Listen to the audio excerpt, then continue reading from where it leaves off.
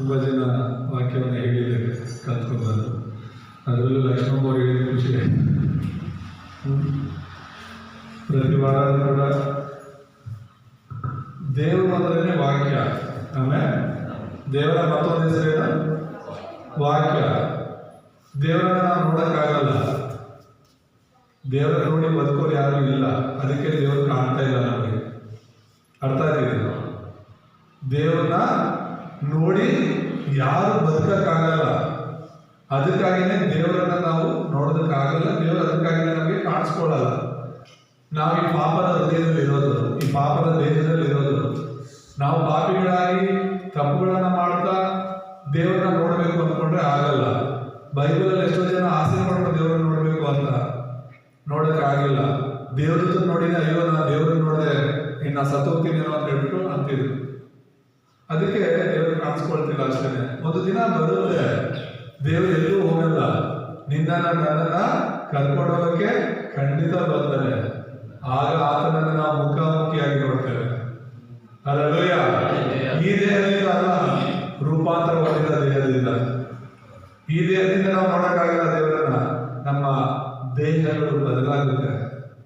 ದೇವರಂತೆ ನಾವು ಮಾರ್ಪಟ್ಟು ದೇವರನ್ನು ನಾವು ಸೇರ್ತೇವೆ. ಹಲ್ಲೆಲೂಯಾ. ಅಲ್ಲಿ ತನಕ ದೇವರನ್ನ ನೋಡಕ್ಕಾಗಲ್ಲ. ಹಾಗಾಗಿ ನಮಗೆ ಈಗ ದೇವರು ಅಂದ್ರೇನೆ ಆತನ ವಾಕ್ಯ. ಆಮೇಲೆ ಅದಕ್ಕೆ ಈ ವಾಕ್ಯವನ್ನು ನಾವು ಭಯಭಕ್ತಿಯಿಂದ ಓದಬೇಕು. ಮತ್ತೆ ಆ ವಾಕ್ಯವನ್ನು ಅರ್ಥ ಮಾಡ್ಕೋಬೇಕು. ಭಾನುವಾರ ಕೇಳಿದಂಥ ವಾಕ್ಯಗಳನ್ನ ಮನಸ್ಸಲ್ಲಿ ಇಟ್ಕೋಬೇಕು. ಮತ್ತೆ ಕನಿಷ್ಠ ವಾರಕ್ಕೆ ಒಂದು ವಚನ ಆದರೂ ನಾವೇನ್ ಮಾಡಬೇಕು? ಕಂಠಪಾಠ ಮಾಡಿ ಮನಸ್ಸಲ್ಲಿ ಇಟ್ಕೋಬೇಕು. ನಾನು ಕಳೆದ ವಾರ ಹೇಳಿದೆ ಏನು ವಚನ, ಯಾವ ಒಂದು ಮೆಸೇಜ್ ಕೇಳಿದ್ದು ಕಳೆದ ವಾರ? ಯಾವ ವಚನ? ರಕ್ಷಣೆಯ ಮಾರ್ಗ. ಯೋಹಾನ 3:14 ವಚನದಿಂದ ಮುಖ್ಯವಾಗಿ ಮಾತನಾಡಿದರು. ದೇವರು ಲೋಕದ ಮೇಲೆ ಎಷ್ಟೋ ಪ್ರೀತಿಯನ್ನು ಇಟ್ಟು ತನ್ನ ಒಬ್ಬನೇ ಮಗನನ್ನು ಕೊಟ್ಟರು. ಆತನನ್ನು ನಂಬುವ ಒಬ್ಬನಾದರೂ ನಾಶವಾಗದ ಎಲ್ಲರೂ ನಿತ್ಯ ಜೀವ ಪಡೆಯಬೇಕೆಂದು ಆತನನ್ನು ಕೊಟ್ಟನು ಎಂಬುದಾಗಿ. ಸೊ ಆ ವಾರ ಪೂರ್ತಿ ನಾವೇನ್ ಮಾಡಬೇಕು? ಮನುಷ್ಯರ ಮಾತನ್ನ ಅಲ್ಲ ಮನಸ್ಸಲ್ಲಿ ಇಟ್ಕೋಬೇಕಾಗಿರೋದು, ದೇವರು ಮಾತಾಡ. ಆಮೇಲೆ ಯಾರು ಮಾತಾಡ್ಕೋಬೇಕು?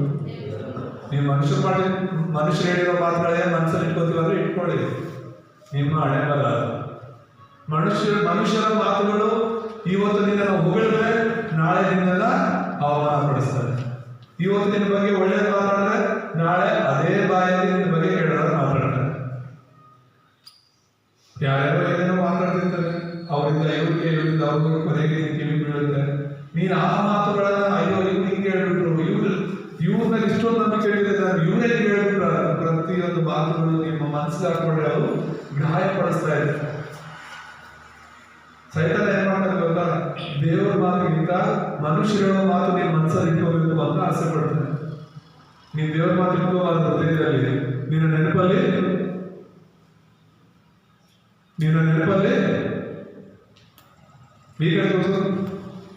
ಈ ಕಡೆ ವಾಕ್ಯ ಕೇಳಿಸ್ಕೋಬೇಕು, ಗಲಾಟೆ ಮಾಡಬಾರ್ದು. ಸೊ ಆ ದೇವರ ಮಾತನ್ನ ನಾವು ಮರಿಬೇಕು ಅಂತ, ದೇವರ ಮಾತನ್ನ ನಾವು ಕೇಳಬಾರ್ದು ಅಂತ, ದೇವರ ಮಾತನ್ನ ನಾವು ಮನಸ್ಸಲ್ಲಿ ಇಟ್ಕೋಬಾರ್ದು ಅಂತ ಸೈತಾನ ಏನ್ ಮಾಡ್ತಾನೆ? ಸೈತಾನ ಮಾತಾಡೋದಕ್ಕೆ ಶುರು ಮಾಡ್ತಾನೆ ನಮ್ಮ ಮನಸ್ಸಲ್ಲಿ.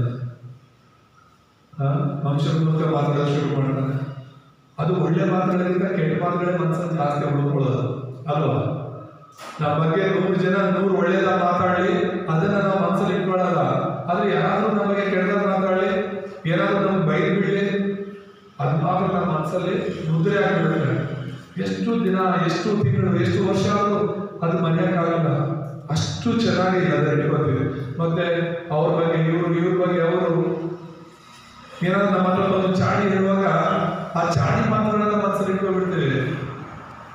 ಅವ್ರ ಬಗ್ಗೆ ಸ್ಟೋರಿ ಮರೆಯೋದೇ ಇಲ್ಲ ನಾವು ಅಲ್ವಾ? ಒಬ್ಬರ ಬಗ್ಗೆ ಹೇಳಿರೋ ವಿಷಯನ ನಾವು ಮರೆಯೋದೇ ಇಲ್ಲ, ಬರೀಬೇಕಾದ್ರೂ ಮರೆಯಲ್ಲ. ಅಂದ್ರೆ ಅಷ್ಟು ಕಿವಿಗುಟ್ಟು ಹೇಳ್ತೀವಿ. ದೇವ್ರು ಹೇಳಿರೋದು ಕಿವಿಗಳು ಅಂತ ಕೇಳೋದಿಲ್ಲ. ದೇವ್ರ ಮಾತನ್ನ ನಾವು ಕಿವಿಗೊಟ್ಟು ಕೇಳಬೇಕು, ಮನುಷ್ಯರ ಮಾತನ್ನಲ್ಲ. ಮನುಷ್ಯರ ಮಾತು ಇನ್ನೊಬ್ಬರ ಬಗ್ಗೆ ಕೇಳಿಸ್ಕೋಬೇಕು ಅಂದ್ರೆ ನಮ್ಗೆ ತುಂಬಾ ಆಸಕ್ತಿ. ಫಸ್ಟ್ ಇಂದ ಲಾಸ್ಟ್ ತನಕ ಕೆಲಸ ಇದ್ರು ಕೂಡ ಎದ್ದೋರಲ್ಲ, ಪೂರ್ತಿ ಕೇಳಿಸ್ಕೊಂಡೇ ಹೋಗ್ತಾ ಇರ್ತೀವಿ ಅಲ್ವಾ? ಹೌದಲ್ವಾ? ನಾನಂಗಲ್ಲ ಪ್ರಶ್ನೆ ಅನ್ಕೋತೀರ. ಪ್ರತಿಯೊಬ್ಬರು ಅನ್ಸೋದು ಹಂಗೆ ಇರೋದು. ಆದರೆ ನಾವು ದೇವ್ರ ಮಾತನ್ನ ಹೃದಯದಲ್ಲಿ ಇಟ್ಕೊಳ್ಳೋಣ. ಆಮೇಲೆ ಆ ದೇವ್ರ ಮಾತನ್ನು ನಮ್ಮನ್ನು ಬಲಪಡಿಸುವಂಥದ್ದಾಗಿದೆ. ಈ ದಿನ ಯೋಹಾನ ಸುವಾರ್ತೆ 4ನೇ ಅಧ್ಯಾಯ 27ರಿಂದ 42 ತನಕ ನಾವು ಓದ್ಕೊಂಡ್ವಿ. ಕೊನೆಯದಾಗಿ ಒಂದು ವಚನ ಓದ್ತಿ 42ರಲ್ಲಿರುವಂಥದ್ದು, ಆತನ ವಾಕ್ಯವನ್ನು ಕೇಳಿ ನಂಬಿ ಆ ಹೆಂಗಸಿಗೆ, ನಾವು ಆತನನ್ನು ನಂಬಿರುವುದು ಇನ್ನು ನಿನ್ನ ಮಾತಿನ ಮೇಲೆ ಅಲ್ಲ, ನಾವು ಕಿವಿಯಾರೆ ಕೇಳಿ ಈತನು ಲೋಕ ರಕ್ಷಕನೇ ಹೌದೆಂದು ತಿಳ್ಕೊಂಡಿದ್ದೇವೆ ಎಂದು ಹೇಳಿದರು.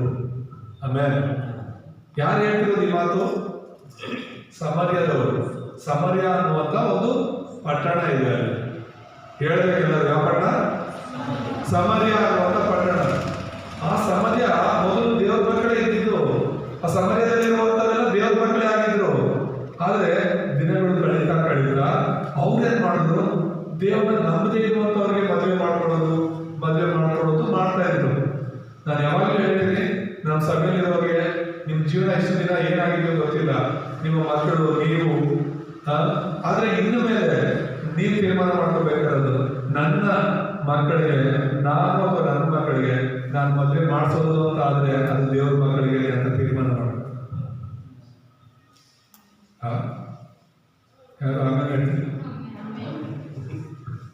ನಾವೆಲ್ಲ ದೇವ್ರ ಮಕ್ಕಳು ಕೂಡ ಕಾಸೆ ಬರ್ತಾರೆ, ಅವರ ಇರ್ಬೇಕಲ್ಲ ಅಂತೀರ.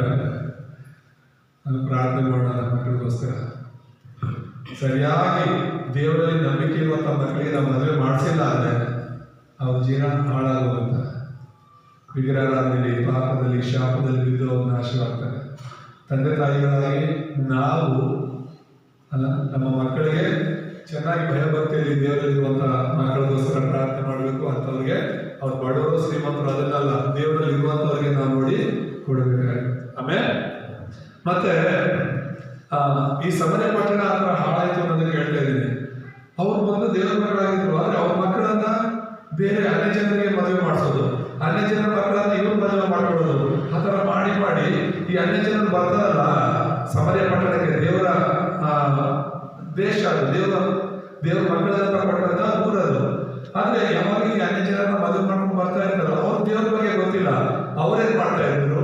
ಅವ್ರು ಪೂಜೆ ಮಾಡ್ತಿರುವಂತ ದೇವರುಗಳನ್ನ ಕೂಡ ತಂದು ಬಿಡ್ತಾ ಇದ್ರು. ಅರ್ಥ ಆಗಿದೆ? ಮದುವೆ ಮಾಡ್ಕೊಂಡು ಬರುವಾಗ ಇಲ್ಲಿ ಪೂಜೆ ಮಾಡೋದಕ್ಕಂತ ದೇವರು ಬೇಕು ಅಂತ ಹೇಳ್ಬಿಟ್ಟು ವಿಗ್ರಹಗಳನ್ನ ಅವ್ರ ಮಕ್ಕಳ ಜೊತೆ ತಂದ್ಬಿಡುವರು. ಅವರು ತಂದು ಇಲ್ಲಿ ಒಂದು ಚಿಕ್ಕದಾಗಿ ದೇವಸ್ಥಾನ, ಗುಡಿ ಅಂತ ಅವ್ರ ಮನೆ ಹತ್ರ ಅವ್ರ ಬೀದಿಯಲ್ಲಿ ಕಟ್ಕೊಳ್ಳೋದಕ್ಕೆ ಶುರು ಮಾಡಿದ್ರು. ಈ ತರ ಹಂತವಾಗಿ ಆ ಪಟ್ಟಣದಲ್ಲಿ ಪೂರ್ತಿ ಬರೀ ವಿಗ್ರಹಾರಾಧನೆ ತುಂಬಿಕೊಂಡು, ಅದಕ್ಕೆ ದೇವರಿಗೆ ಕೋಪ ಆ ಪಟ್ಟಣದ ಮೇಲೆ. ದೇವರ ಭಯದಲ್ಲಿ ದೇವರಲ್ಲಿ ಇರಬೇಕಾಗಿರುವಂತಹ ಆ ಪಟ್ಟಣ ಹಂತವಾಗಿ ಏನಾಯ್ತು? ವಿಗ್ರಹಗಳಿಂದ ತುಂಬೋಯ್ತು. ಅವರೆಲ್ಲ ದೇವರನ್ನು ಬಿಟ್ಟು ವಿಗ್ರಹಗಳನ್ನ ಪೂಜೆ ಮಾಡೋದು ಶುರು ಮಾಡಿದ್ರು. 4ನೇ ಅಧ್ಯಾಯದಲ್ಲಿ ಯೋಹಾನ 4:24 ಹೇಳುತ್ತೆ, ದೇವರು ಆತ್ಮಸ್ವರೂಪನು, ಆತನನ್ನು ಆರಾಧಿಸುವವರು ಆತ್ಮಿಕ ರೀತಿಯಲ್ಲಿ ಸತ್ಯಕ್ಕೆ ತಕ್ಕಂತೆ ಆರಾಧಿಸಬೇಕು ಅಂತ. ಇಲ್ಲಿ ಆರಾಧನೆ ಮಾಡೋದು ಆ ವಚನವನ್ನು ಹೇಳಿ ಆರಾಧನೆ ಪ್ರಾರಂಭ ಮಾಡಬೇಕು ಅಂತ ಹೇಳಿದ್ದೀನಿ, ಅವ್ರಿಗೆ ನೆನಪಿರಲ್ಲ. ದೇವರನ್ನ ಆರಾಧನೆ ಮಾಡೋದು ಆತ್ಮಿಕ ರೀತಿಯಲ್ಲಿ, ಯಾಕಂದ್ರೆ ಅದನ್ನು ಆತ್ಮಸ್ವರೂಪನಾಗಿರೋದ್ರಿಂದ ಆತ್ಮಿಕ ರೀತಿಯಲ್ಲಿ ಸತ್ಯಕ್ಕೆ ತಕ್ಕಂತೆ ನಾವು ಆರಾಧನೆ ಮಾಡ್ತೀವಿ. ಆದರೆ ಆ ಪಟ್ಟಣದಲ್ಲಿ ಇರುವಂಥವರೆಲ್ಲ ಅನ್ಯ ಜನರಾಗಿ ಮಾರ್ಪಟ್ಟರು, ಅವಿಶ್ವಾಸಿಗಳಾಗಿ ಮಾರ್ಪಟ್ಟರು. ಅದಕ್ಕೆ ಯಹೂದ್ಯರು ಏನ್ ಮಾಡಿದ್ರು? ಪಕ್ಕದಲ್ಲಿ ಯಹೂದ್ಯರು ಅವರು ವಿಗ್ರಹಾರಾಧನೆ ಮಾಡ್ತಾ ಇರಲಿಲ್ಲ. ಯಾವಾಗ ಇವರೆಲ್ಲರೂ ಕೂಡ ಈ ಜಾತಿ ಕೆಟ್ಟೋದ್ರು ಅಂತ ಹೇಳ್ತಾರೆ, ಅವ್ರ ಕಡೆ ಬೇರೆ ಧರ್ಮಕ್ಕೋ ಬೇರೆ ಜಾತಿಗೆ ಹೋದ್ರೆ ಆ ಥರ ಅವ್ರೇನ್ ಮಾಡಿದ್ರು? ಇವರೆಲ್ಲ ವಿಗ್ರಹಾರಾಧನೆ ಕಡೆ ಹೋಗ್ಬಿಟ್ಟು ಅಂತ ಹೇಳ್ಬಿಟ್ಟು ಅವರನ್ನ ಅನ್ಯರು ಅಂತ ಹೇಳ್ಬಿಟ್ಟು ತೀರ್ಮಾನ ಮಾಡಿದ್ರು. ಯಹೂದ್ಯರು ಅಂದ್ರೆ ಇಸ್ರಾಯೇಲರು ಅವರನ್ನ ಅನ್ಯರು ಅಂತ ಹೇಳ್ಬಿಟ್ಟು ಅವರ ಊರಿಗೆ ಹೋಗ್ತಾ ಇರಲಿಲ್ಲ, ಪಕ್ಕದಲ್ಲೇ ಊರು. ಅದನ್ನ ಬಿಟ್ಟು ಬೇರೆ ಊರಿಗೆ ಹೋಗ್ಬೇಕು ಅಂದ್ರೆ, ಈಗ ಉದಾಹರಣೆ ಇದು ನಂಜನಗೂಡು ತಾಲೂಕು ಅನ್ಕೊಳ್ಳಿ, ಇದೆಲ್ಲ ಇಸ್ರಾಯೇಲ್ ಯಹೂದ್ಯರಿರುವಂತ ಒಂದು ಊರು. ಮತ್ತೆ ಇಲ್ಲಿಂದ ಕೋಟೆಗೆ ಹೋಗ್ಬೇಕು ಅಂದ್ರೆ ಕೋಟೆಯು ದೇವರ ಮಕ್ಕಳಿರುವಂತ ಊರು. ಆದ್ರೆ ಮಧ್ಯದಲ್ಲಿ ಸರ್ಗೂರು ಬರುತ್ತಂದ್ರೆ ಸರ್ಗೂರು ಬಂದು ಸಮರ್ಯ ಪಟ್ಟಣ ತರ ಇತ್ತು. ಈಗ ಕೋಟೆಗೆ ಹೋಗ್ಬೇಕು ಅಂದ್ರೆ ಗಲೀಲೆ ಅಂತ ಹೇಳ್ಬಿಟ್ಟು, ಯೂದಾದಿಂದ ಗಲೀಲೆಗೆ ಹೋಗ್ಬೇಕು ಅಂದ್ರೆ ಮಧ್ಯದಲ್ಲಿ ಏನಿದೆ? ಸಮರ್ಯ ಇದೆ, ಅದು ಸರ್ಗೂರು ತರ. ಈಗ ಕೋಟೆಗೆ ಹೋಗ್ಬೇಕು ಅಂದ್ರೆ ಸರ್ಗೂರು ಮೂಲಕನೇ ಹೋಗ್ಬೇಕು, ಅದೇ ಹತ್ರ. ಆದ್ರೆ ಈ ಯಹೂದರು ಏನು ಸರ್ವರವರು ದೇವರು ನಂಬಿಲ್ಲ, ಅವರೆಲ್ಲ ವಿಗ್ರಹಾರಾಧನೆ ಮಾಡ್ತಿದ್ದಾರೆ, ಅವ್ರ ಅನ್ಯ ಜನರು ಅಂತ ಹೇಳ್ಬಿಟ್ಟು ಇಲ್ಲೇ ಮಾಡ್ತಿದ್ರು ಗೊತ್ತಾ, ಸುತ್ತಕೊಂಡು ಹೋಗ್ತಿದ್ರು. ಕೋಟೆಗೆ ಹೋಗ್ಬೇಕಂದ್ರೆ ಅವರು ಸರ್ಗೂರನ್ನ ಸುತ್ತಕೊಂಡು ಹೋಗ್ತಿದ್ರು ಹೊರಗಡೆಯಿಂದ, ಅವ್ರೊಳಗೆ ಹೋಗ್ತಾ ಇರಲಿಲ್ಲ. ಅರ್ಥ ಆಗ್ತಿದೆ ಹೇಳ್ತಿರೋದು? ಇಂಥ ಪರಿಸ್ಥಿತಿ ಇದ್ದಿದ್ದು. ಆದ್ರೆ ದೇವರು ಯಹೂದ್ರಿಗೆ ಮಾತ್ರ ದೇವರಲ್ಲ, ಆತನ ಲೋಕ ರಕ್ಷಕನು ಅಂತ. ಹಲ್ಲೆಲೂಯಾ. ಅದಕ್ಕೆ ಇವತ್ತು ನಾವು ನೋಡ್ತಾ ಯೇಸು ಲೋಕ ರಕ್ಷಕನು ಎಂಬುದಾಗಿ. ಅವರು ಜಾತಿ ಭೇದ ಮಾಡಿದ್ರು, ಅವರು ಮತ ಭೇದ ಮಾಡಿದ್ರು, ಆದ್ರೆ ಯೇಸು ಎಲ್ಲರಿಗೋಸ್ಕರ ಬಂದಿದ್ರು. ಅದಕ್ಕೆ ಯೇಸು ಸ್ವಾಮಿ ಏನ್ ಮಾಡ್ತಾ ಇದ್ದಾರೆ, ಸಮರ್ಯ ಪಟ್ಟಣಕ್ಕೆ ಹೋಗ್ತಾ ಇದ್ದಾರೆ. ಇದುವರೆಗೂ ಯಾರು ಯಾವ್ದು ಹೋಗ್ತಾ ಇರಲಿಲ್ಲ, ಅಲ್ಲಿ ಯೇಸು ಅಲ್ಲಿ ಹೋಗ್ತಾ ಇದ್ದಾರೆ. ಅಲ್ಲಿ ಹೋಗಿ ಯಾಕೋಬನ ಒಂದು ಬಾವಿ ಅಂತ ಇರುವಂತಹ ಬಾವಿಯಲ್ಲಿ, ಯಾವಾಗೆಲ್ಲ ಬಾವಿಗಳು ಚಿಕ್ಕ ಚಿಕ್ಕ ಬಾವಿಗಳು ನೋಡ್ತಾ ಇದ್ರು ನೀರಿಗೋಸ್ಕರ. ಆ ಸಮಯದವರು ಆ ನೀರನ್ನು ತಗೊಳ್ಳೋದು ನೋಡ್ತಾ ಇದ್ರು. ಅಲ್ಲಿ ಯಾಕೋಬನ ತೆಗೆಸಿದ ಬಾವಿಯಲ್ಲಿ, ಅದಕ್ಕೆ ಅದನ್ನ ಯಾಕೋಬನ ಬಾವಿ ಅಂತಾನೆ ಹೆಸರು. ಯಾಕೋಬನಿಂದ ತೆಗೆಸಿದ್ದು, ಅವಾಗೆಲ್ಲ ಅದೆಲ್ಲ ಇಸ್ರಾಯೇಲ್ ದೇಶವೇ ಆಗಿತ್ತು. ಸೊ ಅಲ್ಲಿ ಆ ಸಮರ್ಯದ ಒಂದು ಹೆಂಗಸು ನೀರು ತಗೊಂಡು ಬಂದಿದ್ದಾಳೆ ಮಧ್ಯಾಹ್ನ ಹೊತ್ತು. ಯಾಕಂದ್ರೆ ಅವಳ ಜೀವನ ಸರಿ ಇರಲಿಲ್ಲ, ಸರಿ ಇರಲಿಲ್ಲ, ತಪ್ಪಾಗಿ ಜೀವನ ಮಾಡ್ತಾ ಇತ್ತು. ಗಂಡ ಸತ್ತೋಗಿದ್ದ, ಒಬ್ಬನಲ್ಲ ಎರಡಲ್ಲ, 4 ಗಂಡಂದು ಬಿಟ್ಬಿಟ್ಟಿದ್ದಾಳೆ. ಈಗ ಇನ್ನೊಬ್ಬ ಇದ್ದಾನೆ, ಅವನು ಕೂಡ ಅವಳ ಸ್ವಂತ ಗಂಡ ಅಲ್ಲ. ಇಂಥ ಒಂದು ಜೀವನ ಮಾಡಿರೋದಕ್ಕೆ ಒಂದು ವೇಳೆ ಬೆಳಗ್ಗೆ ಹೊತ್ತು ಸಂಜೆ ಹೊತ್ತು ಬಂದ್ರೆ, ಬೆಳಗ್ಗೆ ಹೊತ್ತು ಸಂಜೆ ಹೊತ್ತು ಬೇರೆ ಹೆಂಗಸರು ಕೂಡ ನೀರು ತಗೊಳಕ್ ಬರ್ತಾರಲ್ಲ, ಅವಾಗ ಆಡ್ಕೊಂತಾರೆ, ಇವಳ ಬಗ್ಗೆ ಕೆಟ್ಟದ ಮಾತಾಡ್ಕೊಂತಾರೆ. ಇವಳು ನೀರು ಬಂದಾಗ ಅವ್ರು ಯಾರು ಬರೋಕೆ ಇಷ್ಟಪಡಲ್ಲ. ಅದಕ್ಕೋಸ್ಕರ ಯಾರು ಇದ್ದಾಗ ಮಧ್ಯಾಹ್ನದ ಹೊತ್ತು ಇವಳು ನೀರು ತಗೊಂಡೋಗಕ್ಕೆ ಬರ್ತಿದ್ರು. ಏನೇ ಆಗಲಿ ಮನುಷ್ಯನ ದೃಷ್ಟಿಯಿಂದ ಹೇಗೆ ನೋಡೋದು ಕೂಡ ದೇವರ ದೃಷ್ಟಿಯಿಂದ ದೇವರನ್ನು ಅವಳು ಭೇಟಿ ಆಗಬೇಕಾಗಿತ್ತು ಮಧ್ಯಾಹ್ನದ ಹೊತ್ತು.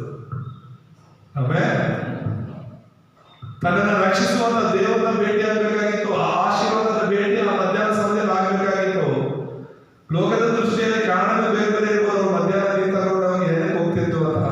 ಆದ್ರೆ ದೇವರ ದೃಷ್ಟಿಯಲ್ಲಿ ನೋಡೋದಾದ್ರೆ ಒಂದಾನೊಂದು ದಿನ ಲೋಕ ರಕ್ಷಕನು ಅವಳನ್ನ ರಕ್ಷಿಸುವಾತನು ಮಧ್ಯಾಹ್ನದ ಹೊತ್ತು ಅದೇ ಬಾವಿ ಹತ್ರ ಬರಬೇಕಾಗಿತ್ತು, ಅವಳನ್ನ ಭೇಟಿ ಆಗಬೇಕಾಗಿತ್ತು, ಅವಳನ್ನ ರಕ್ಷಿಸಬೇಕಾಗಿತ್ತು. ಹಲ್ಲೆಲೂಯಾ.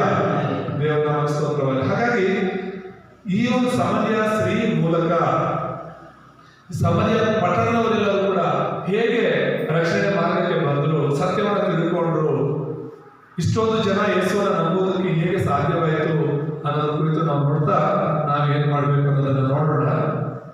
ಇವತ್ತಿನ ಅಂಶ ಯೇಸು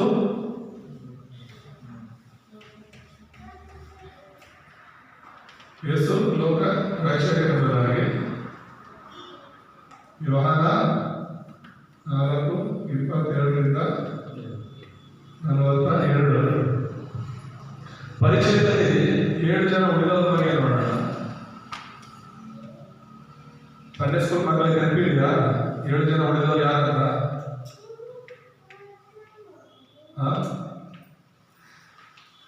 ಯಾರು 7 ಜನ ಉಳಿದವರು?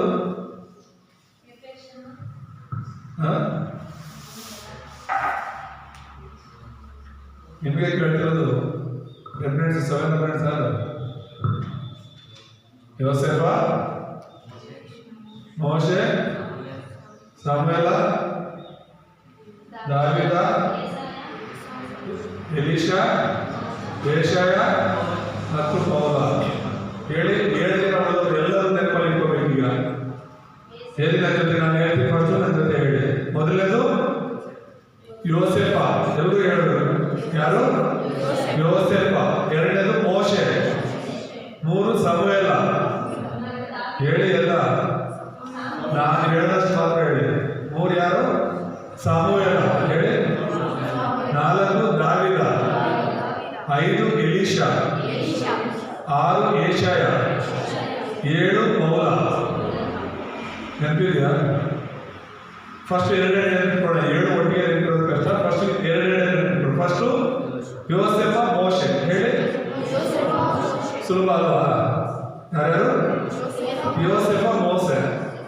ಮತ್ತೆ 3 4 ಬಂದು ಸಮುವೇಲ, ದಾವೀದ. ಹೇಳಿ. ಈಗ ಫಸ್ಟ್ ಹೇಳಿದ ಎರಡು ಹೆಸರೇನು? ಯೋಸೇಫ, ಮೋಸೆ. ಮತ್ತೆ ಎರಡು ಸಮುವೇಲ, ದಾವೀದ. ಈಗ 4 ಹೇಳೋಣ. ಫಸ್ಟು ಯೋಸೇಫ, ಮೋಶೆ, ಸಮುವೇಲ, ದಾವೀದ. ಮತ್ತ ಹೇಳಿ ಫಸ್ಟ್ ಯೋಸೇಫ, ಮೋಶೆ, ಸಮುವೇಲ, ದಾವೀದ. ಸರಿ, ಮಿಕ್ಕ 3 ಒಟ್ಟಿಗೆ ಕಲಿಯೋಣ. ಮಿಕ್ಕ 3 ಬಂದು ಎಲೀಷಾ, ಏಷಾಯ, ಪೌಲ. ಎಲೀಷಾ, ಏಷಾಯ, ಪೌಲ. ಹೇಳಿ ಎಲೀಷಾ, ಏಷಾಯ, ಪೌಲ. ಎಲೀಷಾ, ಏಷಾಯ, ಪೌಲ. ಈ ಫಸ್ಟ್ 4 ನೋಡೋಣ. ಯೋಸೇಫ, ಮೋಶೆ, ಸಮುವೇಲ, ದಾವೀದ. ಹೇಳಿ ಇನ್ನೊಂದ್ಸಲಿ. ಯೋಸೇಫ, ಮೋಶೆ, ಸಮುವೇಲ, ದಾವೀದ. ಮಿಕ್ಕ 3 ಎಲೀಷಾ, ಏಷಾಯ, ಪೌಲ. ಎಲೀಷಾ, ಏಷಾಯ, ಪೌಲ. ಈ 7 ಹೇಳೋಣ. ಮೊದಲನೇದಾಗಿ ಯೋಸೇಫ, ಮೋಶೆ, ಸಮುವೇಲ, ದಾವೀದ, ಎಲೀಷಾ, ಏಷಾಯ.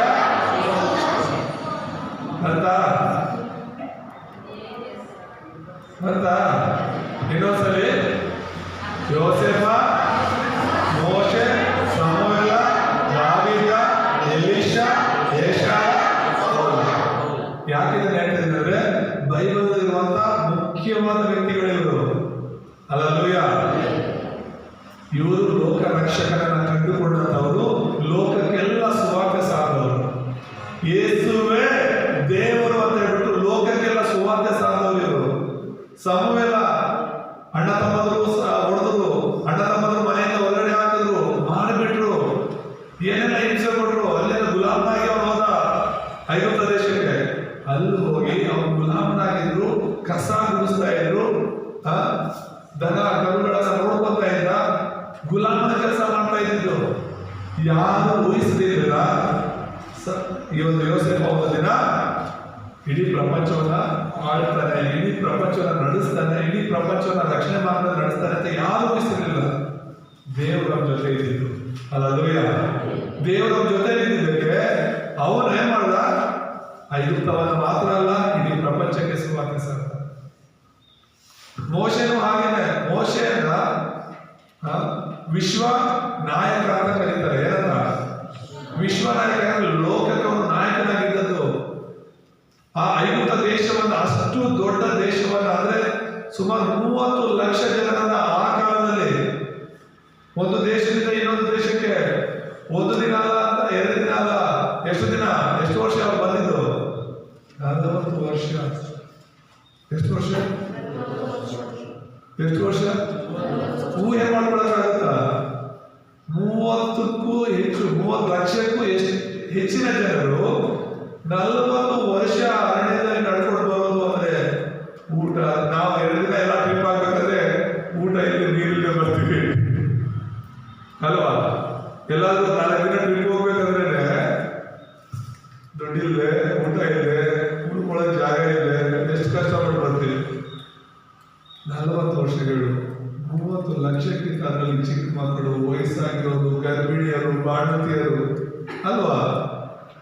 ದನ ಕರುಗಳು, ಲಗೇಜ್ಗಳು ಎಲ್ಲ ತಗೊಂಡು ಸಾಗಿಸ್ಕೊಂಡು, ಮೈಕಿಲ್ಲ, ಏನಿಲ್ಲ. ಇವಾಗ ಒಂದು 100 ಜನ ಇದ್ದಾರೆ ಅಂದ್ರೆ ಸಾಕು, ಮೈಕ್ ಸೌಂಡ್ ಸಾಲ್ತಿಲ್ಲ, ಜೋರ ಕೊಡಿ ಕೇಳಿಸ್ತಿಲ್ಲ ಅಂತ. 30 ಲಕ್ಷಕ್ಕೆ ಹೆಂಗೆ ಅವ್ರೇನಾದ್ರೂ ಹೇಳ್ಬೇಕು ಅನ್ಕೊಂಡ್ರೆ ಹೆಂಗೆ ಹೇಳ್ತಿದ್ರು ಗೊತ್ತಿಲ್ಲ. ಅದು ಊಹಿಸ್ಕೊಂಡ್ರೆ ನನಗೆ ತಲೆ ಸಿಗದಾಗುತ್ತೆ. ನಾಳೆ ಇಲ್ಲಿರೋ 30 ಜನ ನಡ್ಸಕ್ಕೆ ನನಗೆ ಎಷ್ಟು ಕಷ್ಟ ಆಗುತ್ತೆ. ಒಬ್ಬರು ಮಾತು ಕೇಳಲ್ಲ, ಒಬ್ಬರು ಒಂದೊಂದು ಕಡೆ ಹೇಳೋದು, ಭಾಷಣ ಓದೋದು, ವಿಶ್ವಾಸಗಳು ಮಾಡೋದೊಂದು.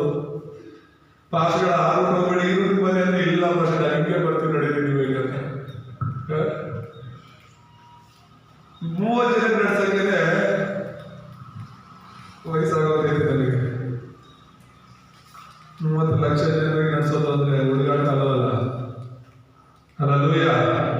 ಹೇಳ್ತಿರೋದು ಇದೆಲ್ಲ ಸುಮ್ಮನೆ ನಾಯಕರಾಗಲಿಲ್ಲ. ಅದಕ್ಕೆ ನೀವು ಹೆಸರುಗಳು ನೆನಪಿಟ್ಕೋಬೇಕು. ಯೋಸೇಫ, ನಂತರ ಮೋಶೆ, ಅನಂತರ ಸಮುವೇಲ. ಹುಟ್ಟಿದಾಗ ಅವರ ಅಮ್ಮ ದೇವರ ಕೊಟ್ಬಿಟ್ಲು ಸಮುವೇಲನ. ಅನಾಥನಾಗಿ ಬೆಳೆದಿದ್ದು ದೇವರ ಆಲಯದಲ್ಲಿ ಅವನು. ಒಂದು ದಿನ ಅವನು ಬೆಳೆದು ಇಸ್ರಾಯೇಲ್ ದೇಶವನ್ನು ಬದಲಾವಣೆ ಮಾಡಿದ. ಒಂದು ದೇಶವನ್ನೆಲ್ಲ ಬದಲಾವಣೆ ಮಾಡಿದ. ಟಿವಿ ಇಲ್ಲ, ಯಾವ್ದ್ರ ಮೂಲಕ ಅವ್ರಿಗೆ ಹೇಳಕ್ ಆಗ್ತಾ ಇಲ್ಲ. ಅವನೇ ಹೋಗ್ಬೇಕು ಒಂದೊಂದು ಕಡೆನೂ, ಅವನೇ ಸುವಾರ್ತೆ ಸಾರಿಯವನ್ನ ಬದಲಾಯಿಸಬೇಕಾಗಿತ್ತು. ಅಲ್ಲೂಯ್ಯ. ಹಾಗಾಗಿ ಹೇಳ್ತಿರೋದು ಈ 7 ಜನರು ಕೂಡ ತುಂಬಾ ಮುಖ್ಯವಾದವರು ಎಂಬುದಾಗಿ. ಮೊದಲನೇದಾಗಿ ಯೋಸೇಫ, ಆದಿಕಾಂಡ 37:1-11 ಅವನ ಬಗ್ಗೆ ಬರೆಯಲ್ಪಟ್ಟಿದೆ. ದೇವರು ಅವ್ರ ಜೊತೆ ಮಾತಾಡಿದನ್ನ ನಾವು ನೋಡ್ತೇವೆ. ಎರಡನೇದಾಗಿ ಮೋಶೆ, ವಿಮೋಚನೆ ಕಾಂಡ 3:18 ತಗೊಂಡ್ರೆ ದೇವರು ಅವರಿಗೆ ಕರೆದದ್ದು, ಅವನ ರಕ್ತದ ಒಡಂಬಡಿಕೆಯನ್ನು ಪಟ್ಟದನ್ನು ನಾವು ನೋಡ್ತೇವೆ. ಮತ್ತೆ ಮೂರನೇದಾಗಿ ಸಮುವೇಲ ಎಂಬುದಾಗಿ ನಾವು ನೋಡ್ತೇವೆ. 1 ಸಮುವೇಲ 3:19 ದೇವರನ್ನು ಎಷ್ಟು ಮಟ್ಟಿಗೆ ಉಪಯೋಗ ಮಾಡಿದೆ ಎಂಬುದಾಗಿದೆ. ಆಮೇಲೆ 4ನೇದಾಗಿ ದಾವೀದ, 1 ಸಮುವೇಲ 16:13 ಅವನ ರಾಜನಾಗಿ ದೇವರು ಆರಿಸಿಕೊಂಡದ್ದು, ಅಭಿಷೇಕ ಮಾಡಿದ್ದು. 5ನೇದಾಗಿ ಎಲೀಷಾ, 1 ಅರಸರುಗಳು 2:9-11 ನೋಡ್ತೀವಿ. 6ನೇದಾಗಿ ನಾವು ನೋಡುವಾಗ ಯೆಶಾಯ ಬಗ್ಗೆ ನಾವು ನೋಡ್ತೀವಿ. ಯೆಶಾಯ 6:1-13 ಅವರನ್ನು ಕರೆಯೋದು. 7ನೇದಾಗಿ ಪೌಲನನ್ನು ನಾವು ನೋಡ್ತೀವಿ. ಅಪೊಸ್ತಲರ ಕೃತ್ಯಗಳು 9ನೇ ಅಧ್ಯಾಯ 15ನೇ ವಚನ. ಸೊ ಇದೆಲ್ಲ ಕೇಳಿಸ್ಕೊಳ್ಳಿ. ಈ 7 ಜನರ ಬಗ್ಗೆ ನಾವು ನೋಡುವಾಗ ಯೋಸೇಫ, ಮೋಶೆ, ಸಮುವೇಲ, ದಾವೀದ, ಎಲೀಷಾ, ಯೆಶಾಯ, ಪೌಲ ಇವರೆಲ್ಲರೂ ಕೂಡ ದೇಶವನ್ನ, ಪ್ರಪಂಚವನ್ನ ತಲೆಕೆಳಗೆ ಮಾಡಬಹುದು. ಅಲ್ಲೂಯ್ಯ. ಅದಕ್ಕೆ ನಮ್ಮನ್ನ ನಾವು ಕೀಳಾಗಿ ನೋಡಬಾರ್ದು, ನಮ್ಮ ಮಕ್ಕಳನ್ನ ಕೀಳಾಗಿ ನೋಡಬಾರ್ದು. ಅವ್ರಿಗೇನು ಗೊತ್ತಿಲ್ಲ, ಅವ್ರಿಗೇನು ಬರಲ್ಲ, ಓದಕ್ಕೆ ಬರಲ್ಲ, ಬುದ್ಧಿ ಇಲ್ಲ, ಅವ್ರು ಯಾವ ಉಪಯೋಗಕ್ಕೂ ಬರಲ್ಲ ಅಂತ ನಾವು ತೀರ್ಮಾನ ಮಾಡ್ಕೊಳ್ಳೋದಲ್ಲ. ಅವ್ರು ನಮ್ಮ ಮಕ್ಕಳು ಅನ್ನೋದಕ್ಕಿಂತ ಹೆಚ್ಚಾಗಿ ಅವ್ರಿಗೆ ಮೊದಲು ದೇವರ ಮಕ್ಕಳು. ಆಮೇಲೆ ದೇವರನ್ನ ಸೃಷ್ಟಿ ಮಾಡಿರೋದು ನಿನ್ನ ಕೆಲಸಕ್ಕಾಗಿ ಅಲ್ಲ, ನಿನ್ನ ಉಪಯೋಗ ಆಗಲಿ ಅಂತಲ್ಲ, ದೇವರ ಉಪಯೋಗ ಆಗಲಿ ಅಂತ, ದೇವರ ನಮ್ಮ ಮಹಿಮೆ ಆಗಲಿ ಅಂತ ದೇವರನ್ನ ಸೃಷ್ಟಿ ಮಾಡಿದ್ದಾರೆ. ಆ ಸಮಯದಲ್ಲಿ ಹೇಗೆ ದೇವರು ಇವರನ್ನೆಲ್ಲ ಕರೆದು ಉಪಯೋಗಿಸಿದ್ರು, ಹಾಗೆ ನಮ್ಮ ಮಕ್ಕಳನ್ನ, ನಮ್ಮನ್ನ ಕೂಡ ದೇವರು ಉಪಯೋಗಿಸ್ತಾರೆ. ಅಲ್ಲೂಯ್ಯ. ನಮ್ಮ ಕೆಲಸ ಇಲ್ಲ. ಇವರೆಲ್ಲ ಹೇಗೆ ದೇವರಲ್ಲಿ ನಂಬಿಗಸ್ತರಾಗಿದ್ರು, ಹಾಗೆ ನಾವು ದೇವರಲ್ಲಿ ನಂಬಿಗಸ್ತರಾಗಿರ್ಬೇಕು. ಆಮೇಲೆ ಆಮೇಲೆ ಆಮೇಲೆ ಆಮೇಲೆ ದೇವರ ನಾಮ ಸ್ತೋತ್ರ. ಮತ್ತೆ ಮುಖ್ಯ ಸಂದೇಶ ನಾವು ನೋಡುವಾಗ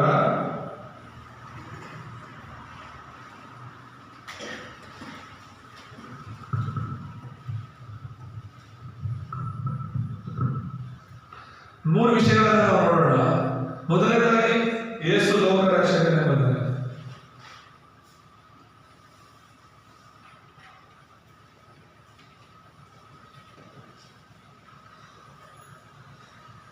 ಲೋಕದಲ್ಲಿರುವ ಜನರನ್ನ ರಕ್ಷಿಸಲಿಕ್ಕೆ ಯೇಸು ಹೊರತು ಬೇರೆ ಯಾರು ಬರಲಿಲ್ಲ ಎಂಬುದಾಗಿ.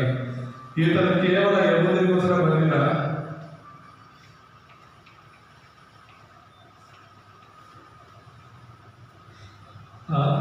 ಯಹೂದರು ಅನ್ಕೊಂಡಿದ್ದೇನೋ ಯೇಸು ನಮಗೋಸ್ಕರ ಬಂದಿದ್ದಾರೆ, ಮೆಸ್ಸಿಯನ್ನು ನಮಗೋಸ್ಕರ ಬಂದಿದ್ದಾರೆ ಅಂತ ಹೇಳ್ಬಿಟ್ಟು. ಆದ್ರೆ ಯೇಸು ಬರೀ ಇಸ್ರಾಯೇಲ್ ಜನರಿಗೋಸ್ಕರ ಮಾತ್ರ ಬಂದಿಲ್ಲ, ಅವರಲ್ಲಿ ಹುಟ್ಟಿ ಬಂದಿದ್ದಷ್ಟೇ. ಈಗ ಯಾವುದೋ ಒಂದು ಜನಾಂಗದಲ್ಲಿ ಯಾವುದೋ ಒಂದು ದಿನದಲ್ಲಿ ಹುಟ್ಟಿ ಬರಬೇಕಾಗಿತ್ತು. ಆದ್ರೆ ದೇವರು ಒಡಂಬಡಿಕೆಯ ಸಂತತಿಯ ಮೂಲಕ ಈ ಲೋಕದಲ್ಲಿ ಬರಬೇಕಾಗಿತ್ತು. ಅದು ಮೊದಲಿನಿಂದಲೂ ಹೇಳ್ತಾ ಬಂದು, ಆದಮನ ಮೂಲಕ, ಸೇತನ ಮೂಲಕ, ನೋಹನ ಮೂಲಕ, ಹಾಮನ ಮೂಲಕ, ಈ ತರ ಅಬ್ರಹಾಮನ ಮೂಲಕ, ಇಸಾಕನ ಮೂಲಕ, ಯಾಕೋಬನ ಮೂಲಕ, ಯೋಸೇಫ, ಯಹೂದನ ಮೂಲಕ, ದಾವೀದನ ಮೂಲಕ, ಈ ತರ ಒಂದು ಒಡಂಬಡಿಕೆ ಸಂತತಿಯೇ ಇದೆ. ಆ ಸಂತತಿಯಲ್ಲಿ ಯೇಸು ಕ್ರಿಸ್ತನು ಬಂದದ್ದು. ಆದ್ರೆ ಅವ್ರಿಗೋಸ್ಕರ ಮಾತ್ರ ಅಲ್ಲ. ಅರ್ಥ ಆಗ್ತಿದ್ಯಾ? ಬಸವಣ್ಣನವರಿದ್ದಾರೆ ಅಂದ್ರೆ ಬರೀ ಲಿಂಗಾಯತರಿಗೆ ಮಾತ್ರ ಅಂತ ಅವ್ರು ಅಂದ್ಕೊಂಡಿದ್ದಾರೆ. ಬಸವಣ್ಣ ಇದ್ದಾರೆ ಅಂದ್ರೆ ಬರೆಯೋದು ಲಿಂಗಾಯತರಿಗೋಸ್ಕರ ಮಾತ್ರ. ಮಧುಗಿರಿ ನಾಯಕ ಇದೆ ಅಂದ್ರೆ ಅದು ಬರೀ ನಾಯಕರಿಗೋಸ್ಕರ, ನಾಯಕ ಜನಾಂಗಕ್ಕೋಸ್ಕರ ಮಾತ್ರ ಅಂತ ಅವ್ರು ಅಂದ್ಕೊಂಡಿದ್ದಾರೆ. ಬುದ್ಧ ಇರೋದ್ರೆ ಬೌದ್ಧರಿಗೋಸ್ಕರ ಮಾತ್ರ, ಅಂಬೇಡ್ಕರ್ ಇರೋದ್ರೆ ಅದು ಬರೀ ST ಮಾತ್ರ ಅಂತ ಅಲ್ಲ. ಅವರು ಜನರಿಗೆ ತಿಳಿಯಪಡಿಸ್ಲಿಕ್ಕೆ ಯಾವ ರೀತಿ ಜೀವನ ಮಾಡಬೇಕು, ಹೇಗಿರಬೇಕು ಅಂತ ತಿಳಿಸ್ಲಿಕ್ಕೆ ಅನೇಕ ವಿಷಯಗಳನ್ನು ಹೇಳಿದ್ದಾರೆ. ಅದನ್ನ ಜನರು ಅರ್ಥ ಮಾಡ್ಕೊಂಡಿಲ್ಲ. ಅದಕ್ಕೆ ಅವ್ರೇನ್ ಮಾಡಿದ್ದಾರೆ, ಅವ್ರ ಜಾತಿ ಮಾತ್ರ, ಅವ್ರ ಧರ್ಮದ ಮಾತ್ರ ಅವ್ರ ಸೀಮಿತ ಮಾಡ್ಕೊಂಡಿದ್ದಾರೆ. ಯೇಸು ಕ್ರಿಸ್ತನು ಎಲ್ಲರಿಗೂ ಪ್ರಭುವಾಗಿ ಬಂದದ್ದು, ಎಲ್ಲರಿಗೂ ದೇವರಾಗಿ ಬಂದದ್ದು ಎಂಬುದಾಗಿ ನಾವು ನೋಡ್ತೇವೆ. ಮತ್ತೆ ಯೇಸು ಕ್ರಿಸ್ತನು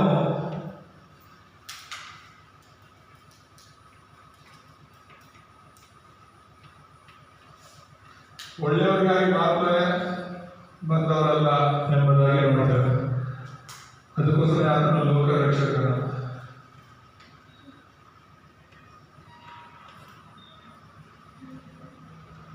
ಆತನು ಲೋಕ ರಕ್ಷಕನಾಗಿ ಬಂದೆಂಬುದಾಗಿ ನೋಡ್ತೇವೆ.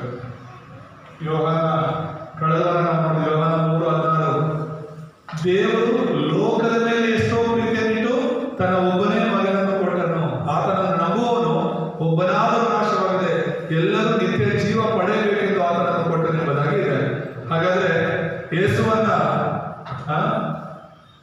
ಈ ಲೋಕದಲ್ಲಿ ತಂದೆ ಕಳಿಸಿದ್ದೇನೆ ಲೋಕವನ್ನ ರಕ್ಷಿಸೋದಕ್ಕೆ, ಲೋಕಕ್ಕೆ ಸ್ವಾರ್ಥ ಸಾರೋದಕ್ಕೆ, ಲೋಕಕ್ಕೆ ಮಾರ್ಗ ತೋರಿಸೋದಕ್ಕೆ. ಲೋಕ ಅಂದ್ರೆ ಜನರು ಅಂತ ನಾನು ಹೇಳಿದೆ ಕಳೆದುವಲ್ಲ. ಸೊ ಯೇಸು ಸ್ವಾಮಿ ಮಾತ್ರ ಲೋಕ ರಕ್ಷಕನಾಗಿದ್ದಾನೆ ಅಂತ ಹೇಳಿದೆ. ಈಗ ಎರಡನೇ ಪ್ರಶ್ನೆ ಉದ್ಭವಿಸೋದೇನಂದ್ರೆ, ಯಾಕೆ ಯೇಸು ಮಾತ್ರವೇ ಲೋಕ ರಕ್ಷಕ ಎಂದರೆ ಏನಂತ?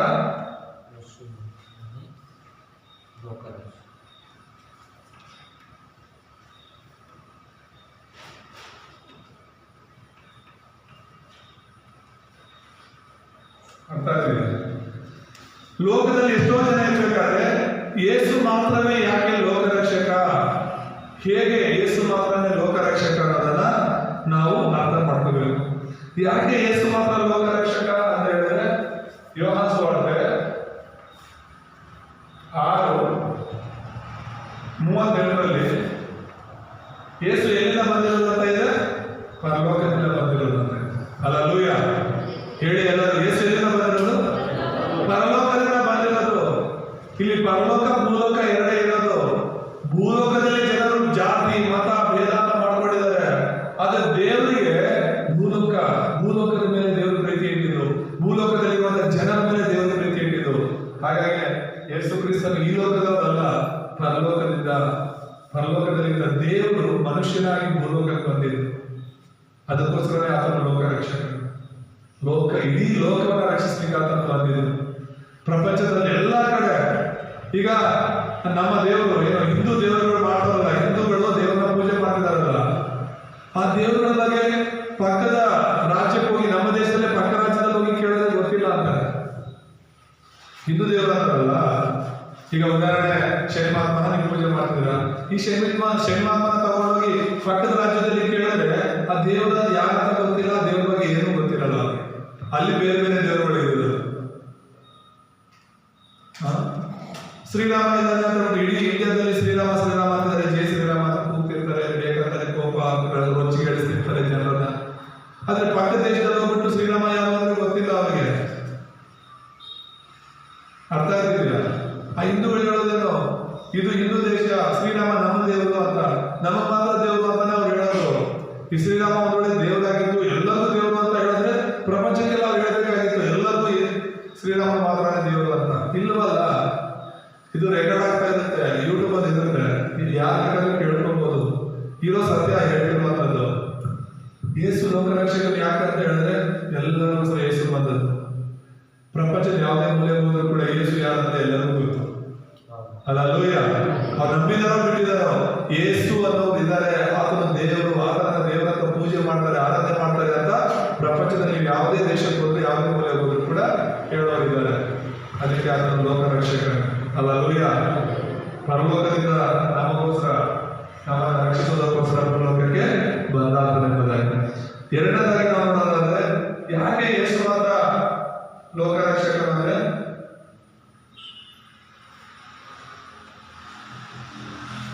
ಈ ಮೂಲ ಸಮಸ್ಯೆಗಳೆಲ್ಲ ಪರಿಹರಿಸಲಿಕ್ಕೆ ಸ್ವಾಮಿ ಬಂದದ್ದು.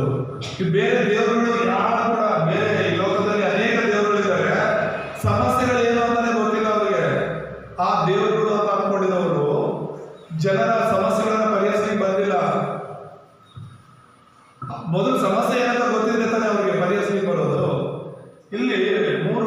ಸಮಸ್ಯೆಗಳಿರೋದು ಮನುಷ್ಯರಿಗೆ.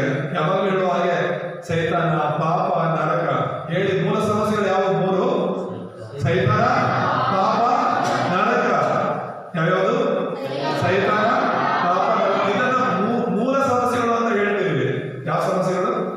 ಮೂಲ ಸಮಸ್ಯೆಗಳು. ಇದನ್ನು ಯಾರು ಕೂಡ ಪರಿಹರಿಸಲಿಕ್ಕೆ ಸಾಧ್ಯ ಇಲ್ಲ. ಯೇಸು ಕ್ರಿಸ್ತರು ಮಾತ್ರನೇ ಪರಿಹರಿಸಿದ್ದು. ಸೈತಾನನ ತಲೆಯನ್ನು ಜಜ್ಜಿದ್ದು ಯೇಸು ಸ್ವಾಮಿ ಮಾತ್ರನೇ. ಹಲ್ಲೆಲೂಯ. ಇವತ್ತು ಯೇಸು ಹೆಸರಲ್ಲಿ ಮಾತ್ರನೇ ಸೈತಾನ ಓಡೋದು. ಎರಡನೇದು ಪಾಪ ಕ್ಷಮಾಪಣೆ. ನಾವೆಲ್ಲರೂ ಪಾಪಿಗಳು, ನಾವ್ಯಾರು ಪರಿಶುದ್ಧರಾಗಲಿಕ್ಕೆ ಸಾಧ್ಯ ಇಲ್ಲ.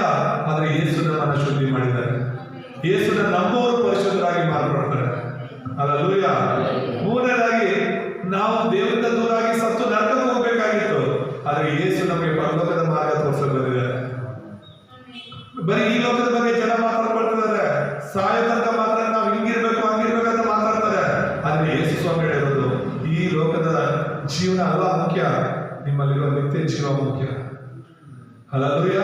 ನಾನು ದಿನ ಬರ್ತೇನೆ, ಬಂದು ನಿಮ್ಮನ್ನ ಕರ್ಕೊಂಡು ಹೋಗ್ತೇನೆ. ನಿಮಗೋಸ್ಕರ ನಾನು ಸ್ಥಳವನ್ನು ಸಿದ್ಧ ಮಾಡಿ ಬರ್ತೇನೆ. ಆ ಜಾಗದಲ್ಲಿ ನೀವು ಇರಬೇಕು. ಅಲ್ಲಿ ಯಾವಾಗಲೂ ಸಂತೋಷ, ಸಮಾಧಾನ, ನೆಮ್ಮದಿ ಇರುತ್ತೆ.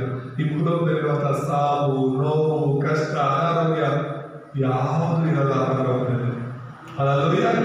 ಅದಕ್ಕೆ ಅದನ್ನ ಪರಲೋಕ ಅನ್ನೋದು. ಭೂಲೋಕದಲ್ಲಿರೋ ಕಷ್ಟಗಳು, ಕಣ್ಣೀರುಗಳು ಅಲ್ಲಿ ಕೂಡ ಇರೋದ್ರಲ್ಲಿ ಅಲ್ಲಿಗೆ ಎದಕ್ಕೆ ಹೋಗ್ಬೇಕು ನಾವು, ಅಲ್ವಾ? ಸೊ ಸೈತಾನ, ಪಾಪ, ನರಕದ ಸಮಸ್ಯೆಗಳನ್ನ ಯೇಸು ಸ್ವಾಮಿ ಪರಿಹರಿಸಿದ್ದಾರೆ. ಅದಕ್ಕೆ ಯೇಸು ಮಾತ್ರನೇ ಲೋಕ ರಕ್ಷಕ. ಅರ್ಥ ಆಗ್ತಿದೆಯಾ? ಯಾಕೆ ನಾವು ಬೇರೆ ದೇವರುಗಳ ಅವಶ್ಯಕತೆ ಇಲ್ಲ? ಅವ್ರು ಯಾರು ಪರಲೋಕದಿಂದ ಬಂದವರಲ್ಲ. ಅವ್ರು ಯಾರು ಕೂಡ ಸೈತಾನ, ಪಾಪ, ನರಕದ ಬಗ್ಗೆ ಮಾತಾಡೋದಲ್ಲ. ಆ ದೇವರುಗಳ ಬಗ್ಗೆ ಮಾತಾಡಿದ್ರೆ ಅವರಲ್ಲೇ 108 ಸಮಸ್ಯೆಗಳಿವೆ. ನಾವು ಭೂಲೋಕದಲ್ಲಿ, ನಮ್ಮ ದೇಶದಲ್ಲಿ ದೇವರುಗಳ ಬಗ್ಗೆ ಮಾತಾಡಿದ್ರೆ ಆ ದೇವರುಗಳೇ ಅವ್ರಿಗೆ ಸಮಸ್ಯೆಗಳಿವೆ. ಈ ದೇವ್ರ ಸಮಸ್ಯೆನ ಅವ್ರು ಪರಿಹರಿಸಕ್ಕೆ ಬರ್ತಾರೆ, ಆ ದೇವ್ರ ಸಮಸ್ಯೆನ ಇನ್ನೊಬ್ರು ಪರಿಹರಿಸಕ್ಕೆ ಬರ್ತಾರೆ. ಇನ್ನು ಅವ್ರ ಮನುಷ್ಯನ ಪರಿಹಾರ ಯಾವಾಗ? ಮನುಷ್ಯರ ಸಮಸ್ಯೆಗಳನ್ನ ಯಾವಾಗ ಪರಿಹಾರ ಮಾಡೋದು? ಆದ್ರೆ ಯೇಸು ಕ್ರಿಸ್ತರು ಬಂದದ್ದೇ ನಮಗೋಸ್ಕರ. ಆತನೇ ಮದುವೆ ಆಗಲಿಲ್ಲ, ಮಕ್ಕಳು ಮಾಡ್ಕೊಂಡಿಲ್ಲ, ಅವ್ರದ್ದು ಸಂತಾನವನ್ನ ಈ ಲೋಕದಲ್ಲಿ ಬಿಟ್ಟು ಹೋಗಿಲ್ಲ. ಯೇಸು ಬಂದಿದ್ದ ನಮಗೋಸ್ಕರ ಸಾಯೋದಿಕ್ಕೆ, ಯೌವನನಾಗಿ ಸಾಯೋದಿಕ್ಕೆ. ಯಾಕಂದ್ರೆ ದೇವರಿಗೆ ಬಲಿ ಕೊಡುವ ಕುರಿ ಮರಿ ಯೌವನವಾಗಿರ್ಬೇಕು. 1 ವರ್ಷ ಮಾತ್ರನೇ ಆಗಿರ್ಬೇಕು. ಆ 1 ವರ್ಷದ ಆ ಕುರಿ ಮರಿ ತುಂಬಾ ಚೆನ್ನಾಗಿರ್ಬೇಕು. ಅದು ಕುಂಟದು, ಕುರುಡಿ, ಯಾವುದೇ ಒಂದು ಕುರುಹುಗಳಿರಬಾರ್ದು. ಅಂತ ಒಂದು ಸಂಪೂರ್ಣ ಸರ್ವಾಂಗವಾಗಿರುವಂತಹ ಕುರಿ ಮರಿನ ಆ ಕಾಲದಲ್ಲಿ ಬಲಿ ಕೊಡ್ತಾ ಇದ್ರು. ಹಾಗೆ ಯೇಸು ಕ್ರಿಸ್ತನು ಒಳ್ಳೆ ಯೌವನದಲ್ಲಿ 33 ವರ್ಷ ಅಂದ್ರೆ ಎಷ್ಟು ಯೌವನ ಅಲ್ಲ? ಆ ಯೌವನದಲ್ಲಿ ಯೇಸು ನಮಗೋಸ್ಕರ ಆ ಕಾಲದಲ್ಲಿ, ಆ ವಯಸ್ಸಲ್ಲಿ ಎಲ್ಲರೂ ಮದುವೆ ಮಾಡಿ ಮಕ್ಕಳು ಮಾಡ್ಕೊಳ್ಳೋ ವಯಸ್ಸಲ್ಲಿ ಯೇಸು ನಮಗೋಸ್ಕರ ಸಿರಿಯಲ್ಲಿ ಬಲಿಯಾಗಿ. ಹಲ್ಲೆಲೂಯ. ಅದಕ್ಕೆ ಆತನ ಲೋಕ ರಕ್ಷಕ. ಆತನ ಬಂದು ಶ್ರೀರಾಮಂತರ ಮದುವೆ ಮಾಡ್ಕೊಳ್ಳೋದು, ಹೆಂಡತಿ ಮೇಲೆ ಡೌಟ್ ಕೊಡೋದು, ಹೆಂಡತಿನ ಮನೆಯಲ್ಲಿ ಓಡಿಸೋದು, ಮತ್ತೆ ಆ ಹೆಂಡತಿ ಎಲ್ಲಿದ್ದಾಳೋ ಗೊತ್ತಿಲ್ಲದೆ ಅಲ್ಲಿ ಇಲ್ಲಿ ಹುಡ್ಕೊಳ್ಳೋದು, ಆಮೇಲೆ ಆಂಜನೇಯನ ಕರೆಯೋದು, ಆಂಜನೇಯ ಹೋಗಿ ಸುತ್ತಾಡ್ಕೊಂಡು ಸೀತಮ್ಮ ಇಲ್ಲಿದ್ದಾಳೆ ಅಂತ ಕಾಡಲ್ಲಿ ಹುಡ್ಕೊಂಡು ಬಂದು ರಾಮನಿಗೆ ಹೇಳೋದು. ಅವನು ಹೋಗ್ಬಿಟ್ಟು, ಅಲ್ವಾ ಪತಿವತೆ ಆದ್ರೆ ನೀನ್ ಯಾವ ತಪ್ಪು ಮಾಡಿಲ್ಲ ಅಂದ್ರೆ ವನವಾಸಕ್ಕೆ ಹೋಗು ಅಂತ ಹೇಳ್ಬಿಟ್ಟು 14 ವರ್ಷ ವನವಾಸಕ್ಕೆ ಕಳಿಸ್ತಾನೆ. ಹಾಗಾದ್ರೆ ದೇವರಲ್ವಾ ಶ್ರೀರಾಮ? ಗೊತ್ತಾಗಲ್ವಾ? ಸೀತನ ದೇವರ ಪೂಜೆ ಮಾಡ್ತಾರೆ, ಅವ್ರಿಗೇನೆ ವನವಾಸ. ಅದನ್ನ ಏನ್ ದೊಡ್ಡದಾಗಿ ಹೇಳ್ಕೊಂತಾರೆ. ದೇವರ ಕಥೆನೇ ಇದ್ದಾರ. ಮನುಷ್ಯರು ಕೂಡ ಇದು ಮಾಡಲ್ಲ. ಡೌಟ್ ಪಟ್ಟೆ ಹೆಂಡತಿನ 14 ವರ್ಷ ಯಾರು ಮಾಡಿ ಕಳಿಸಲ್ಲ. ಮನುಷ್ಯರು ಕಳಿಸಿದ್ದಾರೆ, ಯಾರಾದ್ರು ತಪ್ಪು ಮಾಡೋದು ಕಳಿಸೋದು ಅಂತೀವಿ, ಡೌಟಲ್ಲೇ ಕಳಿಸೋದು ಯಾರಾದ್ರೂ ಹೇಳ್ತಿರೋದು. ಆ ಸ್ಟೋರಿಗಳಾಗೈತೆ. ಅವ್ರನ್ನ ನಾವು ಶ್ರೀರಾಮನ ನಾವು ಆದರ್ಶವಾಗಿ ತಗೋಬೇಕು, ಸೀತೆಯ ಆದರ್ಶವಾಗಿ ತಗೋಬೇಕು ಅಂತ ಹೇಳ್ತಾರೆ. ಹೇಗೆ? ಯಾವ ವಿಷಯದಲ್ಲಿ? ಯೇಸುನ ನಾವು ಆದರ್ಶವಾಗಿ ತಗೋಬೇಕು. ಹಲ್ಲೆಲೂಯ. ದೇವ್ರ ನಮ್ಮ ಸ್ತೋತ್ರವಾಗಲಿ. ಯೇಸು ನಮ್ಮ ಜೀವನದಲ್ಲಿ ಬೇಕಾಗಿರುವಂಥದ್ದು. ಮತ್ತೆ ಇಲ್ಲಿ ನಾವು ನೋಡ್ತಾ ಇರುವಂಥದ್ದು ಯೇಸು ಕ್ರಿಸ್ತನು ಇಡೀ ಲೋಕಕ್ಕೋಸ್ಕರ ಬಂದದ್ದು ಎಂಬುದಾಗಿ. ಏನಕ್ಕಾಗಿ ಬಂದದ್ದು? ಇಡೀ ಲೋಕಕ್ಕಾಗಿ ಬಂದದ್ದು. ಯೇಸು ಯಾಕೆ ಲೋಕ ರಕ್ಷಕ ಅಂದ್ರೆ, ಆಗಲೇ ಹೇಳಿದಾಗೆ ಯೋಹಾನ 3:16 ಹೇಳಿದಾಗೆ ದೇವರು ಲೋಕದ ಮೇಲೆ ಎಷ್ಟೋ ಪ್ರೀತಿಯನ್ನಿಟ್ಟು ತನ್ನ ಒಬ್ಬನೇ ಮಗನನ್ನ ಕಳಿಸಿದ್ರು. ಆ ಯೇಸುವಿನ ನಮ್ಮವರು ನಾಶವಾಗಬಾರ್ದು, ನಿತ್ಯ ಜೀವ ಪಡಿಬೇಕು ಅಂತ ಹೇಳಿ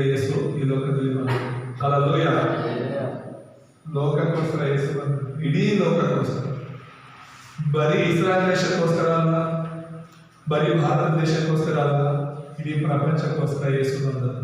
ಅದಕ್ಕೆ ಇಡೀ ಪ್ರಪಂಚಕ್ಕೆ ಹೋಗಿ ನಾವು ಸ್ವಾರ್ಥ ಸಾಕ್ತಾ ಇದ್ದೇವೆ. ಈಗ ನಮಗೋಸ್ಕರ ಮಾತ್ರ ಬಂದಿದೆ, ನಾವು ನಂಬ್ಕೊಂಡು ದೇವರಿಗಾಗಿ ಜೀವಿಸ್ತಾ ಇದ್ದೇವೆ. ಆದ್ರೆ ಯೇಸು ಪ್ರಪಂಚಕ್ಕೋಸ್ಕರ ಬಂದಿರೋದ್ರಿಂದ ದೇವರು ನಮಗೆ ಲೋಕಕ್ಕೆ ಕಟ್ಟದ ಕಡೆಯವರೆಗೂ ಹೋಗಿ ಸ್ವಾರ್ಥ ಸಾಧಕ್ಕೆ ಹೇಳಿದ್ದಾರೆ. ಅಲ್ಲೂಯ. ಮತ್ತೆ ಮೂರನೇದಾಗಿ ನಾವು ನೋಡುವಾಗ, ಮೂರನೇ ಮುಖ್ಯ ವಿಷಯವನ್ನ, ಸಮರ್ಯರು ಯೇಸುವೇ ಲೋಕ ರಕ್ಷಕನೆಂದು ಕಂಡುಕೊಂಡರು.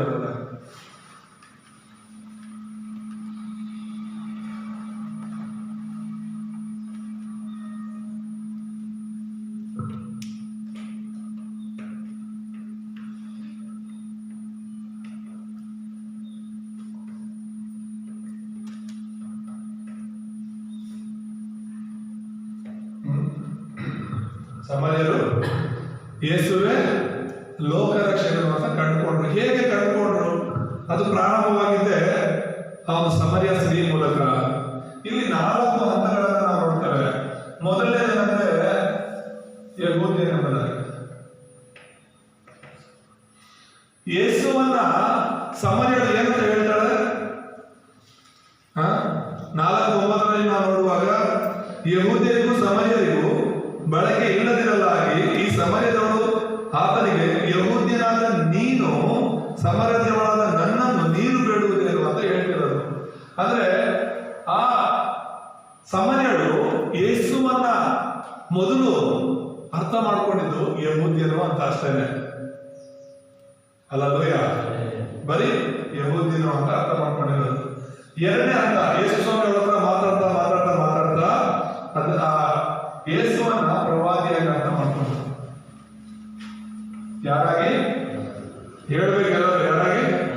ಪ್ರವಾದಿಯಾಗಿ ಅಂತ ಹೇಳ್ಬಿಟ್ಟು. 4:19 ವಚನವನ್ನು ನಾವು ನೋಡುವಾಗ, 19ನೇ ವಚನದಲ್ಲಿ ನಾವು ನೋಡ್ತೇವೆ, ಅಯ್ಯ ನೀನು ಪ್ರವಾದಿ ಎಂದು ನನಗೆ ಕಾಣುತ್ತದೆ ಅಂತ ಹೇಳ್ತಿರೋದು. ಯಹೂದ್ಯನ ಅಂತ ಹೇಳಿದಂತ ಆ ಸಮರ್ಯ ಸ್ತ್ರೀ ಈಗ ಹೇಳ್ತಿರೋದೇನು? ನೀನು ಪ್ರವಾದಿ. ಯಾಕೆ ಅಂದ್ರೆ ನನ್ನ ಜೀವನದಲ್ಲಿ ನಡೆದಂತ ವಿಷಯಗಳನ್ನೆಲ್ಲ ನೀನು ಹೇಳ್ತಾ ಇದೀಯ. 4 ಜನ ಗಂಡಂದಿದ್ರು, ಈಗ 5ನೇವನಿದ್ದಾನೆ, ಅವನು ನಿನ್ನ ಗಂಡ ಅಲ್ಲ, ನಿನ್ನ ಪರಿಸ್ಥಿತಿ ಈ ತರ ಇದೆ ಅಂತ ಅವಳ ಜೀವನದ ಬಗ್ಗೆ ಹೇಳ್ತಾ ಇದ್ದಾರೆ. ಅವಳಿಗೆ ಆಶ್ಚರ್ಯ ಆಗ್ತಾ ಇದೆ. ಇದು ಸಾಮಾನ್ಯವಾಗಿ ಯಹೂದ್ಯರಿಗೆ ಅರ್ಥ ಆಗಲ್ಲ, ಪ್ರವಾದಿಗಳು ಮಾತ್ರ ಅರ್ಥ ಆಗುತ್ತೆ ಅಂದ್ಬಿಟ್ಟು ಎರಡನೇ ಹಂತ ಯೇಸುವನ್ನು ಅವಳು ಪ್ರವಾದಿ ಅಂತ ಹೇಳಿ ಒಪ್ಕೊಳ್ತಿದ್ದಾನೆ. ಆಮೇಲೆ ದೇವರು ಅಲ್ಲಿಗೆ ನಿಲ್ಲಿಸಲಿಲ್ಲ, ಇನ್ನೂ ಅವಳ ಹತ್ರ ಹಾಗೇನೆ ಮಾತಾಡೋದಕ್ಕೆ ಮುಂದುವರೆದ್ರು. ಅದಕ್ಕೆ ಮೂರನೇ ಹಂತ ಕ್ರಿಸ್ತನಾಗಿ ಅವಳು ಅರ್ಥ ಮಾಡ್ಕೊಳ್ತಾ ಇದ್ದಾನೆ. ಅಲ್ಲವೇ? ಯಾರಾಗಿ? ಕ್ರಿಸ್ತನಾಗಿ ಅರ್ಥ ಮಾಡ್ಕೊತಿದ್ದಾಳೆ. 4ನೇ ಅಧ್ಯಾಯದಲ್ಲಿ 25-29 ವಚನಗಳನ್ನ ನಾವು ನೋಡುವಾಗ, 25ರಲ್ಲಿ ನಾವು ನೋಡ್ತೇವೆ, ಆ ಹೆಂಗಸು ಆತನಿಗೆ ಮೆಸ್ಸಿಯನು ಅಂದರೆ ಕ್ರಿಸ್ತನು ಬರುತ್ತಾನೆ ಎಂದು ಬರಲಿಲ್ಲ ಅಂತ ಹೇಳ್ತಾ ಇದ್ದಾರೆ. 29ರಲ್ಲಿ ಸಮರ್ಯದವರ ಹತ್ರ ಹೋಗಿ, ಊರಿನ ಹತ್ರ ಹೋಗಿ ಹೇಳ್ತಾ ಇರೋದು, ಅಲ್ಲಿ ಒಬ್ಬನಿದ್ದಾನೆ, ನಾನು ಇದುವರೆಗೆ ಮಾಡಿದ್ದವನ್ನೆಲ್ಲ ನನಗೆ ಹೇಳಿದನು, ಬಂದು ಅವನನ್ನು ನೋಡಿರಿ, ಬರತಕ್ಕ ಕ್ರಿಸ್ತನು ಅವನೇ ಏನೋ ಎಂದು ಹೇಳ್ತಾ ಇರೋದು. ನನಗೆ ಅರ್ಥ ಆಗ್ತಿದೆ ಅವನೇ ಕ್ರಿಸ್ತನು ಅಂತ, ನೀವು ಬಂದು ನೋಡ್ಬನ್ನಿ. ಅಲ್ಲಯ್ಯ, ಮೆಸ್ಸಿಯನು ಬಂದಿದ್ದಾನೆ ಅಂತ. ಪಾಪದಲ್ಲಿ, ಶಾಪದಲ್ಲಿ, ಅಷ್ಟೊಂದು ಸಮಸ್ಯೆಗಳಲ್ಲಿದ್ದಂತ ಹೆಂಗಸಿನ ಆತ್ಮಿಕ ಕಣ್ಣುಗಳು ತೆರೆಯಲ್ಪಡ್ತಾ ಇದೆ. ಸುವಾರ್ತೆಯನ್ನ ಕೇಳ್ತಾ ಕೇಳ್ತಾ, ಯೇಸು ಸ್ವಾಮಿ ಹೇಳ್ತಿರುವಂತ ವಾಕ್ಯಗಳನ್ನ ಕೇಳ್ತಾ ಕೇಳ್ತಾ ಅವಳ ಕಣ್ಣುಗಳು ತೆರೆಯಲ್ಪಡ್ತಿದೆ. ಯಹೂದ್ಯರಿಂದ, ಆಮೇಲೆ ಪ್ರವಾದಿಯಿಂದ, ಆಮೇಲೆ ಕ್ರಿಸ್ತನಾಗಿ ಅರ್ಥ ಮಾಡ್ಕೊಳ್ತಿದ್ದಾರೆ. ಅಲ್ಲೂಯ್ಯ.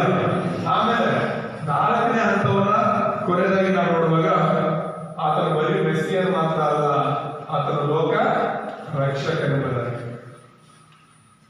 ಆಮೇಲೆ 4ನೇ ಅಧ್ಯಾಯ 22ನೇ ವಚನದಲ್ಲಿ ಆ ಸಮರ್ಯದವರೆಲ್ಲ ಬರ್ತಾರೆ. ಇವಳು ಮಾತು ಕೇಳ್ಕೊಂಡು ಆ ಯಾಕೋಬನ ಬಾವಿ ಹತ್ರ ಬರ್ತಾರೆ. ಬಂದು ಅವಳು ಹೇಳ್ತಿರೋದೆಲ್ಲ ಕೇಳಿದ್ವಿ. ಅಲ್ಲಿ ಬಂದು ಯೇಸುವಿನ ನೋಡ್ತಾರೆ, ಯೇಸುವಿನ ವಾಕ್ಯವನ್ನು ಕೇಳ್ತಾರೆ.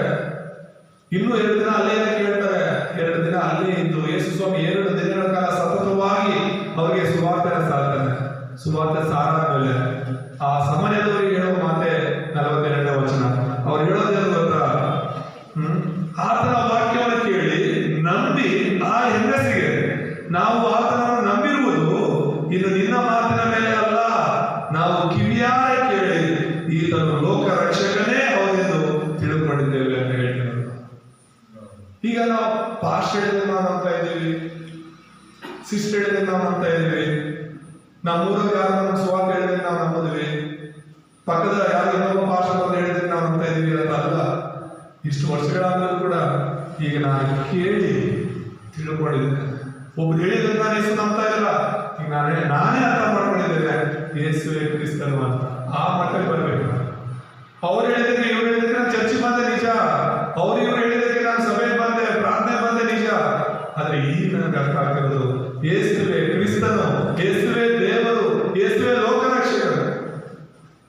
ಯೇಸು ಅಲ್ಲದೆ ಬೇರೆ ದೇವರಿಲ್ಲ ಅಂತ ನಾನು ತಿಳ್ಕೊಂಡಿದ್ದೀನಿ. ಅದಕ್ಕಾಗಿ ಇವಾಗ ನಾನು ಸಭೆಗೆ ಬರ್ತಾ ಇರೋದು. ಹಲ್ಲೆಲೂಯಾ. ಸಮರ್ಯದವರ ಹಾಗೆ ನಾವು ಕ್ರಿಸ್ತನ ಮಾರ್ಗದಲ್ಲಿ ಇರಬೇಕಾಗಿ ನೋಡ್ತಾ ಇದ್ದೀವಿ.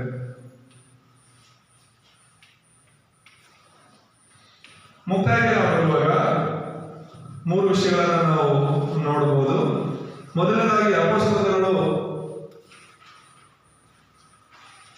4:12 ಏನ್ ಹೇಳುತ್ತೆ?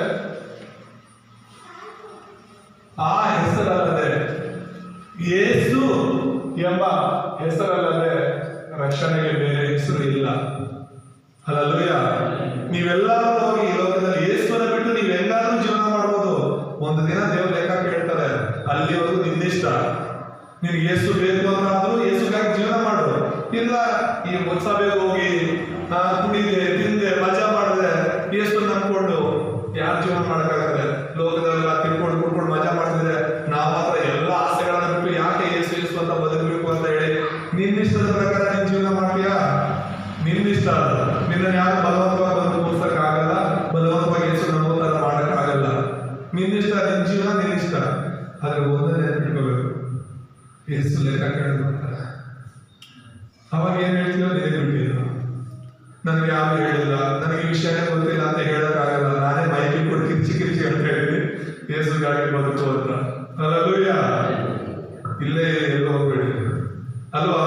ಅರ್ಥ ಆಗ್ತಿದ್ಯಾ? ಯೋಚನೆ ಮಾಡ್ಕೊಂಡು ಎಲ್ಲೆಲ್ಲೋ ಹೋಗ್ಬೇಡಿ.